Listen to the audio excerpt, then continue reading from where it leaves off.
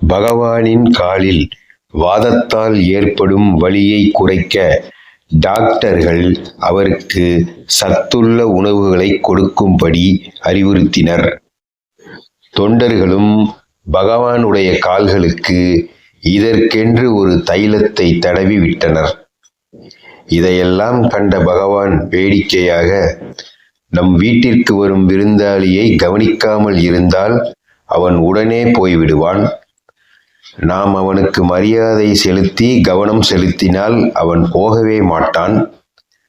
அதே போலவேதான் நோயும். நீங்கள் இப்போது கவனிப்பது போன்று கவனித்தால் அது எப்படி போகும்? அதை கவனிக்காமல் விட்டால் தானாகவே போய்விடும் என்றார்.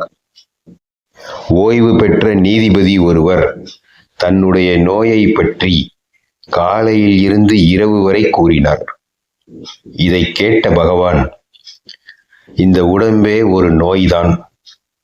இந்த உடலுக்கு நோய் வந்தால் நோயின் மூலத்திற்கு நோய் வந்துவிட்டது என்றுதான் அர்த்தம். உங்களுக்கு வந்த புதிய நோய் உங்களை வருத்தாமல் இருக்க வேண்டுமானால் நீங்கள் எல்லாவற்றிற்கும் மூல காரணமாக இருக்கும் நோய்க்கு மருந்து எடுத்துக்கொள்ள வேண்டும். இப்படி செய்தால் நோய்க்கு வந்த நோய் உங்களை பாதிக்காது. முதல் நோயை குணப்படுத்தாமல் இரண்டாவதாக வரும் நோயை பற்றி கவலைப்படுவதால் என்ன பயன்? இதை விளக்குவதற்காகவே ஒரு நிகழ்ச்சி நடந்தது.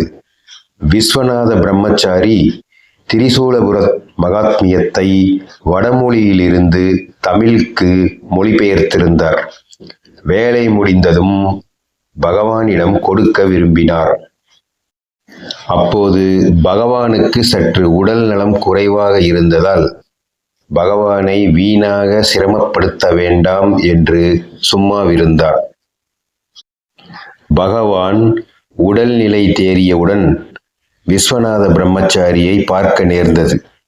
அப்போது அவரிடம் மகாத்மிய மொழிபெயர்ப்பு எந்த அளவில் இருக்கிறது என்று வினவினார். அதை தான் முடித்து விட்டதாக விஸ்வநாதன் கூறவே, ஏன் இங்கே எடுத்து வரவில்லை என்று கேட்டார். அதற்கு விஸ்வநாதன், பகவான் நோயுற்றிருந்ததால் அவரை தொந்தரவு படுத்த வேண்டாம் என்று கொண்டு வரவில்லை என்றார்.